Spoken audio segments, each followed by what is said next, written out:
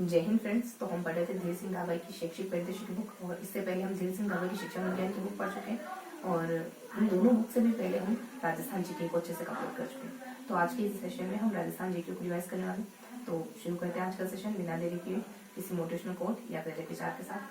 तो ध्यान रखेंगे कि honesty is the biggest policy, है ना। ईमानदारी से बड़ी कोई नीति नहीं है, ठीक है। तो शुरू करते हैं आज के सेशन को। आज हम क्या रिवाइज करेंगे? आज हम कक्षा 10th की बुक को रिवाइज करेंगे। तकरीबन 3 से 4 महीने हो चुके हैं इस बुक को पढ़ने, है ना। तो जो भी बेसिक इन्फॉर्मेशन है उसको हम कवर करेंगे। बहुत ज़्यादा फाइन तो नहीं पढ़ पाएंगे, बहुत ज़्यादा फाइन तो रिवाइज नहीं कर पाएंगे इस वाले सेशन में, लेकिन एक ओवरऑल रिविजन लेंगे, है। और जैसे चैप्टर में क्या गिवन है ना, क्योंकि काफ़ी वक्त हो चुका है पढ़े हुए। अगर कोई नया बच्चा देखे ना जिसने ये बुक कभी नहीं पढ़ी, तो वो अच्छे से समझ पाए कि इन चैप्टर में क्या गिवन है। तो मैं भी बहुत ज़्यादा फाइन तो आपको नहीं बता पाऊंगी, ठीक है। तो एक दो बार जब रिवाइज करेंगे तो धीरे धीरे चीज़ें थोड़ी और स्पष्ट होगी। अभी सिर्फ और सिर्फ इंट्रोडक्टरी क्लास समझे, है। तो शुरू करते हैं आज के सेशन को। तो आज हम क्या पढ़ेंगे? आज हम कक्षा 10th की कला और संस्कृति की बुक को कवर करें, कला और संस्कृति की बुक को कवर करेंगे, ठीक है। तकरीबन घंटे भर का समय लेंगे। तो कक्षा 10 की कला और संस्कृति, कला और संस्कृति, कला और संस्कृति में हम क्या कवर करेंगे? कला और संस्कृति में 10 चैप्टर है। पहला है इतिहास, दूसरा है लोक देवता, तीसरा है वस्त्र आभूषण, चौथा है मेले त्योहार,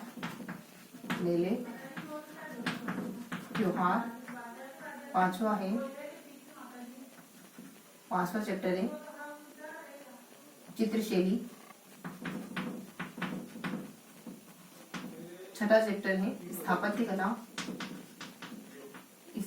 कला,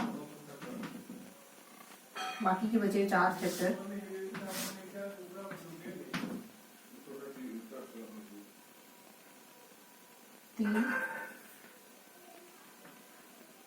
सातवां चैप्टर है संगीत,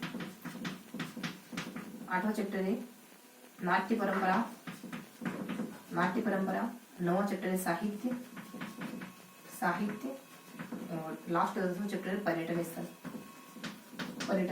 इनमें हम सिर्फ और सिर्फ एक मोटा मोटी रिविजन की क्या क्या है ना। तो देखो इतिहास में क्या है, लोक देवता में क्या है, वस्त्र आभूषण में क्या है, मेले त्योहार में क्या है, चित्रशैली में क्या है, स्थापत्य कला में क्या है, संगीत में क्या है, नाट्य में क्या है, साहित्य में क्या है, लास्ट में कुछ पर्यटन में क्या है। देखो इतिहास में अलग अलग जो भी राज्य रजवाड़े हुए ना राजस्थान, उनके इतिहास को बताया गया। जैसे कि अपने चौहान वगैरह हो जाते हैं, राठौड़ वगैरह हो जाते हैं, शाकंभरी के चौहान है, इस तरीके से मतलब कुल मिला के सभी जगह के इतिहास को कवर किया गया। फिर लोक देवता वगैरह में तो अपन देखे ना तो कहाँ का इतिहास है यहाँ पे, बीकानेर का है, जोधपुर का है, और उदयपुर का इतिहास है। देन कुछ इसमें उत्तराधिकारी संघर्ष भी बूंदी का है, जोधपुर का, जयपुर का है ना। इसके साथ साथ इसमें कुछ इतिहास को वर्गीकृत भी किया गया, जैसे पाषाण काल के बारे में बताया गया, जैसे कि सभ्यताओं के बारे में बताया गया यहाँ पे, जैसे कि धातु युग के बारे में बताया गया है ना। तो यहाँ पे इतिहास को 3 भागों में बताया गया। इतिहास जनरली कितने तरीके का हो सकता है? 3 तरीके का। प्राग इतिहास है, ऐतिहासिक, और कुछ एक प्राचीन इतिहास हो जाता है, फिर आदि इतिहास हो जाता है, और मतलब मोटा मोटी 3 भाग ध्यान रखो, ठीक है। तो 3 भाग हो सकते हैं इतिहास के, और इन तीनों ही भागों को डिटेल से हमने देखा। यही तो 3 भाग इतिहास के, है ना। लास्ट वाला भाग जो होता है, जिसमें लास्ट वाला जो भाग होता है ना, उसमें हम इतिहास को पढ़ते हैं, मतलब पढ़ भी सकते हैं, समझ भी सकते हैं, इसके बारे में कुछ प्रमाण वगैरह भी मौजूद है। जो भी अपन इतिहास देखते हैं ना, जैसे अलग अलग राज्य रजवाड़ों को इतिहास, वो इसी कैटेगरी में आता है। सेकंड, इससे पहले वाला जो इतिहास होता है ना, वो सभ्यताएं वगैरह होती है। और जो फर्स्ट वाला इतिहास होता है बेसिकली इसमें पाषाण काल वगैरह है ना, लघु युग वगैरह, इस तरीके से। तो इन तीनों ही कैटेगरी के इतिहास को अपन पहले चैप्टर में कवर कर लेते हैं।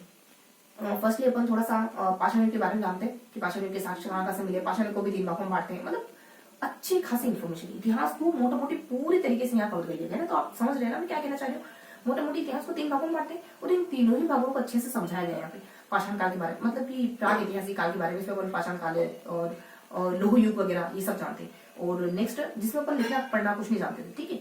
नेक्स्ट आ जाता अपनी कुछ आदि ऐतिहासिक काल, जिसमें अपन लिखना पढ़ना को जान गए, मतलब मानव का विकास हो गया, लेकिन वो हम नहीं समझ पा रहे कि उन्होंने क्या लिखा। इसमें सारी सभ्यताएं वगैरह कितनी 5 से 7 सभ्यताएं गिवन है यहाँ पे।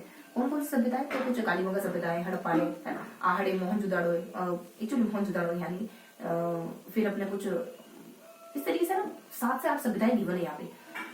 आहड़ है, कालीबंगा है, और कुछ गणेश्वर है ना, नीम का गणेश्वर के बाद कुछ कातली है ना, और कुछ बागोर है। कातली तो बेसिकली नदी, बागोर है। तो मैं जितना रिवाइज कर पा रही हूँ ना, जितना मेमोराइज कर पा रही हूँ, उतना आपको बता सकती हूँ। ठीक है, तो इस तरीके से मोटा मोटी हमने कुछ सभ्यताओं को जाना था। तो सभ्यताओं हम कुछ युगों को पढ़ते हैं, फिर सभ्यताओं को पढ़ते हैं, फिर अपन इतिहास को पढ़ते हैं ना, अलग अलग तरीके का इतिहास देते हैं। जैसे कुछ मेवाड़ का इतिहास हो जाता है ना, और मारवाड़ का इतिहास हो जाता है इसी कैटेगरी में। फिर राठौड़ों का है ना, मेवाड़ मारवाड़ का, फिर अपने मारवाड़ में अपने बीकानेर वगैरह सब आ जाते हैं। इसके अलावा कुछ अपन अगर पर्टिकुलरली इलाका बताऊं ना, तो उदयपुर के इतिहास को देखते हैं, बीकानेर के इतिहास को देखते हैं अपन, और जोधपुर के इतिहास को देखते हैं यहाँ पे, और कुछ जालोर के इतिहास को देखते हैं, जैसलमेर के इतिहास को जानते हैं, और कुछ अपन इस तरीके से अपन अलग अलग जिलों के इतिहास को, और अगर इनको राजवंशों से देखे तो कुछ शाकंभरी के चौहानों का है ना, रणथंभौर के चौहानों का, जालोर के चौहानों का, और कुछ गुहिलों का है ना, और राठौड़ों का, और इस तरीके से अपन कुछ 3 से 4 वंशों का इतिहास यहाँ कंप्लीट पढ़ते हैं। इसके बाद हम लास्ट में उत्तराधिकारी संघर्ष भी देखते हैं, बूंदी का, जयपुर का, जोधपुर का। तो मैंने आपको एक मोटा मोटी आइडिया दिया, सिर्फ एक अंडरस्टैंडिंग बिल्ड करिए कि इस वाले चैप्टर में हम क्या क्या पढ़ते हैं। ठीक है, क्योंकि अगर आप शुरुआत में बुक पढ़ना शुरू करोगे ना, तो फर्स्टली सीधा आप याद करने नहीं बैठ जाओगे, आपको थोड़ा सा समझना होगा, है ना। तो जो बच्चा इस बुक को फर्स्ट बार पढ़ रहा है या फिर पढ़ चुका है और रिविजन करना है, तो उसके लिए सेशन फायदेमंद हो सकता है। ठीक है, तो आपको एक आइडिया भर मिल जाएगा। तो हम थोड़ा सा इसमें क्या क्या देखते हैं, इनको मेंशन करते चलते हैं। ठीक है, थोड़ा थोड़ा मेंशन करेंगे तो चीजें थोड़ी स्पष्ट हो जाएगी। तो ये हमारा कुछ पहला चैप्टर है, जिसमें अपन ये कुछ टोटल चैप्टर है ना इस बुक में। इतिहास में क्या क्या पढ़ा है उसको ऊपर थोड़ा सा मेंशन करेंगे, ताकि चीजें थोड़ा सा व्यवस्थित और स्पष्ट हो, और हमको पता चले कि हम बेसिकली इन चैप्टर में पढ़ेंगे क्या। ठीक है, दोबारा तो नहीं पढ़ेंगे, लेकिन पढ़ना क्या है हमको, है ना। तो इतिहास में हम यहाँ 3 भागों में बांटते हैं इतिहास को। जैसे प्राग ऐतिहासिक वगैरह हो जाता है, देन आद्य ऐतिहासिक वगैरह हो जाता है, फिर आदि ऐतिहासिक है, देन आदि ऐतिहासिक। इस तरीके से पढ़ते हैं, इसको डिटेल से पढ़ते हैं, इसको डिटेल से पढ़ते हैं, इसको डिटेल से पढ़ते हैं। तो यहाँ पे अपन कुछ पाषाण काल और इन सब के बारे में पढ़ते हैं। जैसे यहाँ अपन कुछ पाषाण काल वगैरह हो जाता है, देन धातु युग वगैरह हो जाता है। ठीक है, और ऐतिहासिक में कुछ सभ्यताएं वगैरह देख लेते हैं, जैसे कि आहड़ सभ्यता हो जाता है ना, और कुछ बागोर सभ्यता हो जाता है, कालीबंगा सभ्यता हो जाता है। ठीक है, और गणेश्वर की सभ्यता है ना, नीम का थाना, गणेश्वर सभ्यता हो जाता है, गणेश्वर। ठीक है, इसके अलावा एक दो और है लास्ट में। फिर अपन आदि ऐतिहासिक में इतिहास पढ़ते हैं, तो अपन गुहिलों का इतिहास पढ़ते हैं, फिर राठौड़ों का इतिहास भी पढ़ते हैं, राठौड़ों का है ना, चौहानों का इतिहास भी पढ़ते हैं। ठीक है, फिर उत्तराधिकारी संघर्ष वगैरह, और कुछ कृष्णा कुमार विवाद वगैरह, जयपुर, जोधपुर और बूंदी का उत्तराधिकारी संघर्ष, ये सब जानते हैं। ठीक है, चैप्टर नंबर 2 जो कि लोक देवता। ठीक है, तो लोक देवताओं वाले चैप्टर में क्या देखते हैं, देखो लोक देवताओं में अपन लोक देवताओं को भी पढ़ते हैं, लोक संतों को भी पढ़ते हैं, है ना। तो यहाँ कौन कौन से लोक देवता का जिक्र है, गोगा जी, पाबू जी, हड़पू जी, नेहा जी, मांगलिया जी, है ना। इस तरीके से कुछ लोक देवता के बारे में पढ़ते हैं। 7 से 8 लोक देवता और 7 से 8 संतों के बारे में पढ़ते हैं। संतों में अपन मीरा है, धन्ना है ना, मीरा हो गया, धन्ना हो गया, नवल चरण हो गया, रामचरण हो गया, है ना, और माऊ जी हो गया, संत माऊ जी, है ना। इस तरीके से अपन कुछ संतों के बारे में जानते हैं। इस तरीके से अपन मोटा मोटी 7 से 8 संतों को यहाँ कवर करते हैं, है ना। धन्ना, पीपा, मेहा जी, मांगलिया जी, धन्ना है, पीपा है, जम्बू जी है ना, और माऊ जी, संत माऊ जी, रामचरण है, नवल चरण है, सांगले का धुनी है, और इसके अलावा कुछ तो ये संत है ना। और लोग तो तुमने आपको बताई दिए, गोगा जी है, पाबू जी है, हड़बू जी है, रामदेव जी है ना, मेहा जी, मांगलिया जी है, और दादू दयाल। संतों के बारे में दादू दयाल भी पढ़ते हैं। तो थोड़ा सा मेंशन करें तो लोक देवता में क्या क्या पढ़ते हैं, देखो अपन थोड़ा सा क्रमशः याद करेंगे तो चीजें हमें एज इट इज याद आएगी। तो कोशिश करते हैं याद करने की कि क्या क्या पढ़ते हैं अपन इसमें। तो इसमें अपन देखते हैं गोगा जी के बारे में, गोगा जी, फिर तेजा जी, ठीक है, फिर बाबू जी, है ना। कोशिश तो ये करूंगी कि मैं क्रमशः बताऊं, ताकि मुझे भी वो चीजें व्यवस्थित याद आए, आप भी व्यवस्थित याद कर पाए। गोगा जी, तेजा जी, बाबू जी, उसके बाद देवनारायण जी, ठीक है, देवनारायण जी के बारे में पढ़ते अपन।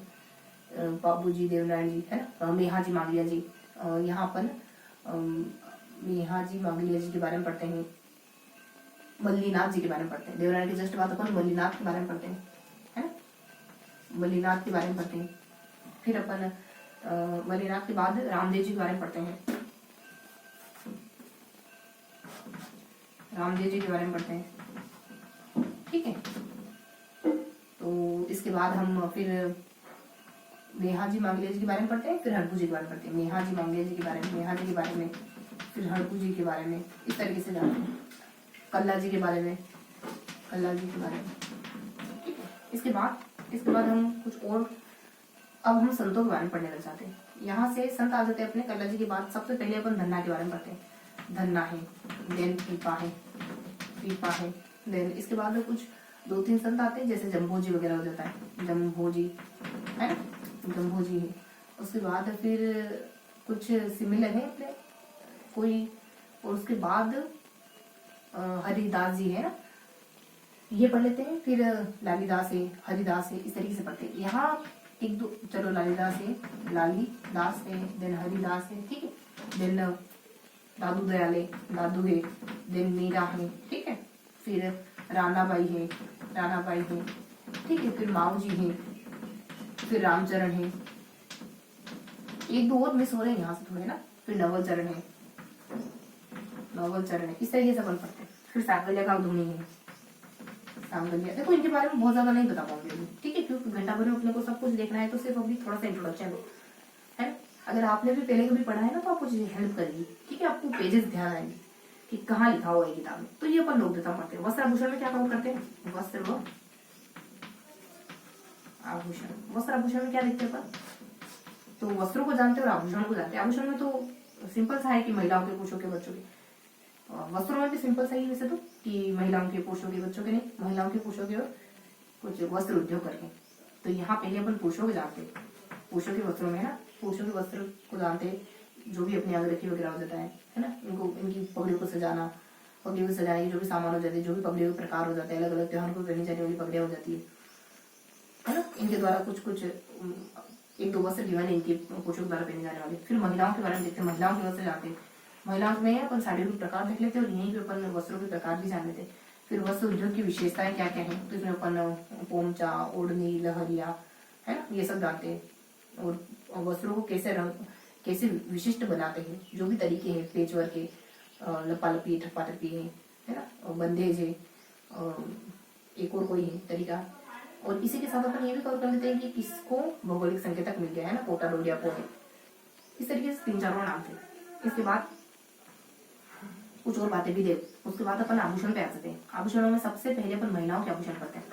महिलाओं के आभूषणों में वही अपने गले के हैं, कान के हैं, है ना, हाथ के, कम से कम 10-12 स्थानों के आभूषण अच्छी खासी जानकारी थी महिलाओं के आभूषण। फिर पुरुषों के देख लेते हैं, बहुत ज्यादा नहीं है, थोड़ा सा है पुरुषों के, अगर पढ़ रखा है तो बिल्कुल दिक्कत नहीं होगी डिवीजन करने में। महिलाएं हैं, महिलाओं के, पुरुषों के, लास्ट में बच्चों के, बहुत ज्यादा नहीं, थोड़ा सा। पुरुषों में 2-3 स्थान है, कान है, हाथ है ना, इस तरीके से 2-3 स्थानों में पढ़ते हैं। बच्चों में भी मोती है, लूंग है ना, बस गले के हैं, हाथ पांव के, कड़ुलिया वगैरह, ये सब बेसिक महिलाओं में अच्छे थे। गोखरू, मतलब हाथों में गोखरू है, गजराई है, चांट है ना, इस तरीके से, और गले में सरी है, बजंती है, ये सब, ठीक है। इसके अलावा शियाला, मतलब बहुत सारे चूप है, चुन्नी है ना, बारी है, भोगली है, बेसर है, भौरकड़ी है, ये सब, और मतलब बहुत सारे पढ़ते, ठीक है। तो ये बेसिक सी बातें हैं कुछ वस्त्र आभूषण को लेकर। अब हम कवर करेंगे नेक्स्ट चैप्टर, जो कि ये है ना, मेले त्योहार। तो मेले त्योहार में क्या क्या कवर करते हैं, 4th चैप्टर था मेले और त्योहार। मेले व त्योहार, त्योहार में 2 बार, ठीक है।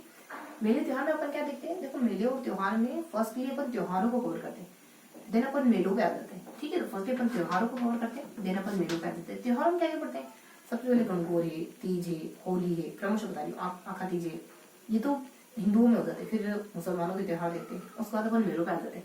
क्या क्या बताया मैंने, तो गणगौर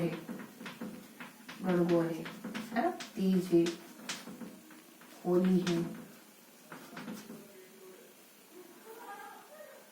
अक्षय तृतीया, खातीज,